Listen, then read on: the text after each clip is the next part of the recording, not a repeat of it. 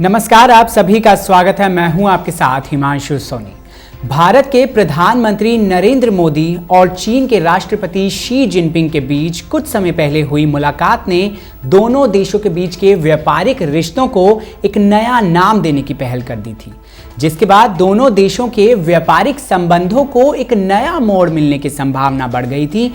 दरअसल इस मुलाकात में भारत और चीन के बीच व्यापारिक संबंधों को बढ़ाने पर जोर देने को लेकर बातचीत की गई थी।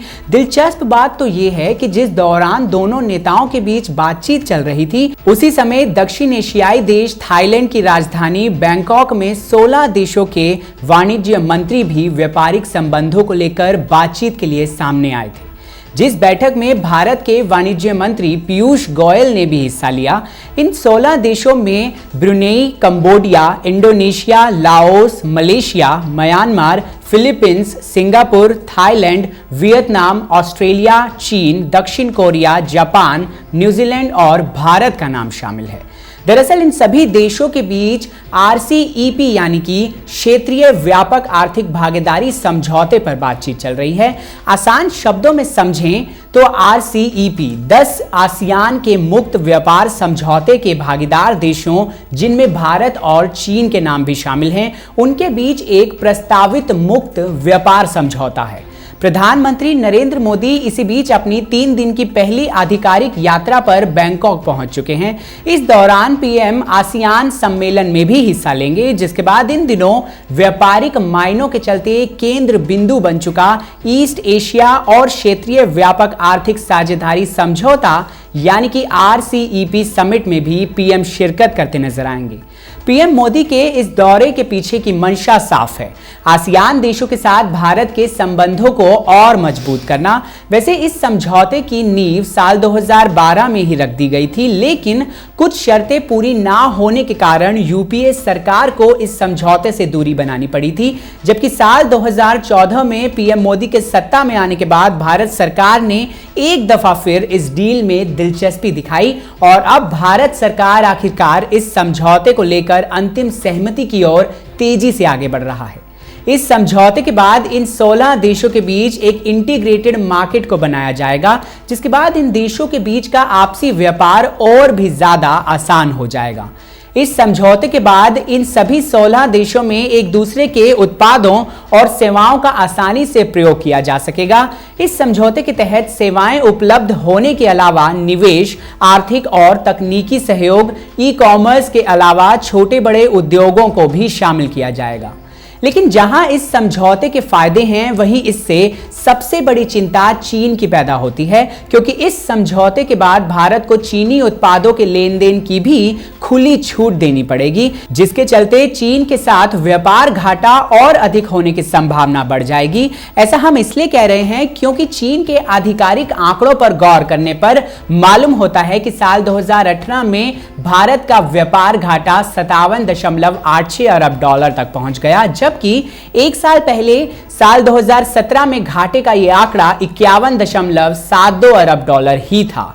वहीं साल 2018 में दोनों देशों के बीच कुल व्यापार करीब 95.54 अरब डॉलर का हुआ था। वैसे आपकी जानकारी के लिए बता दें कि RCEP के माध्यम से आयात के लिए दूसरे देशों के लिए दरवाजे पूरी तरह खुल जाएंगे, लेकिन कृषि क्षेत्र के लिए मुश्किलें और भी अधिक हो सकती हैं। वहीं कृषि क्षेत्र की ही तरह देश के लगभग हर क्षेत्र में इस समझौते का असर पड़ना लगभग तय ही माना जा रहा है। खासकर छोटे कारोबार की बात की जाए, जो कि पहले से ही नोटबंदी और GST की मार अब तक झेल रहे हैं। समस्याएं सिर्फ यहीं तक नहीं होंगी, इसके अलावा घरेलू बाजार में मंदी के चलते विनिर्माण क्षेत्र भी पूरी तरह से सुस्त पड़ा हुआ है। ऐसे में अगर इस समझौते को पूरी तरह से हरी झंडी मिल जाती है, तो देश के कई क्षेत्रों के लिए अनिश्चितताएं अधिक हो जाएंगी, जिनके चलते नौकरी पेशी की छंटनी और आय में भी कमी देखने को मिल सकती है और देश की अर्थव्यवस्था के हाल पहले से ही बेहाल हैं। ऐसे में इस समझौते के बाद चरमराई अर्थव्यवस्था से पार पाना बेहद ही मुश्किल हो जाएगा। अब ये तो सभी जानते ही हैं कि चीनी बाजार के सस्ते उत्पादों के आगे भारतीय बाजार के महंगे प्रोडक्ट्स कभी नहीं टिक पाते। ऐसे में भारत के लिए सबसे बड़ा चिंता का विषय है भारत में बिकने वाले सामान पर 40% हिस्सेदारी चीनी कंपनियों की होना। जबकि भारत से निर्यात होने वाले सामान को चीन में पहुंचाने की सबसे बड़ी चुनौती होती है।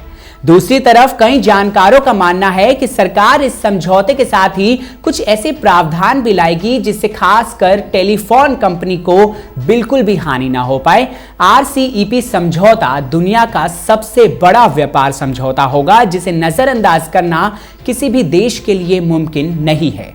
इस समझौते के सदस्य देशों की आबादी करीब 3.40 अरब है। वहीं समझौते में शामिल इन 16 देशों का कुल GDP 49.5 लाख करोड़ डॉलर का है, जिसकी हिस्सेदारी दुनिया के कुल GDP में 39% की है, जिसमें भारत और चीन की आधी से भी ज्यादा की हिस्सेदारी है। इस समझौते का दूसरा पहलू कम कीमत पर उपलब्ध होने वाला ये सामान भी है, जिसका सीधा सीधा असर उत्पादकों पर भी देखने को मिलने वाला है, क्योंकि इस समझौते के बाद जहां एक तरफ भारत की कंपनियों को अंतरराष्ट्रीय स्तर पर एक बड़ा बाजार मिलेगा, उसी तरह दूसरे देशों की कंपनियों को भी पूरा मौका दिया जाएगा भारत में व्यापार करने का, जिससे कि चीन समेत अन्य देश भी सस्ती कीमत पर अपने सामान को भारतीय बाजार में सेल करना शुरू कर पाएंगे और भारतीय उत्पादकों को मुसीबतों का सामना करना पड़ेगा। इन सभी पहलुओं को जानने के बाद पीएम नरेंद्र मोदी सरकार की ओर से दिए जा रहा तर्क महज एक छल ही लगता है, जिसके तहत भारत का निर्यात बढ़ने का और आर्थिक स्थिति मजबूत होने का दावा किया जा रहा है। इसके अलावा इस समझौते के अनुसार अगर भारत अपने आयात शुल्क, सीमा शुल्क को शून्य कर देता है तो भारत सरकार को करों से भी हाथ धोना पड़ेगा। ऐसी स्थिति में सरकार को मजबूरन अपनी GST दरें बढ़ाकर राजस्व घाटे को कुछ हद तक कम करने की कोशिश करनी पड़ेगी, जिसका सीधा सीधा असर आम नागरिकों और कारोबारियों पर भी देखने को मिलेगा। यही वजह है कि विपक्ष लगातार सरकार के इस फैसले पर देश के क्षेत्रों के बढ़ने वाले संकट पर अपनी चिंता व्यक्त करते हुए सरकार को घेरने का काम कर रहे हैं। लेकिन अब समझौते के असल पहलू तो इसके देश में लागू होने के बाद ही पता चल पाएंगे। फिलहाल के लिए इतना ही। देश दुनिया की तमाम बड़ी खबरों के लिए जुड़े रहें नेडरिक न्यूज से। साथ ही चैनल को सब्सक्राइब करना बिल्कुल ना भूलें। आप देख रहे हैं नेडरिक न्यूज, साहस सच कहने का।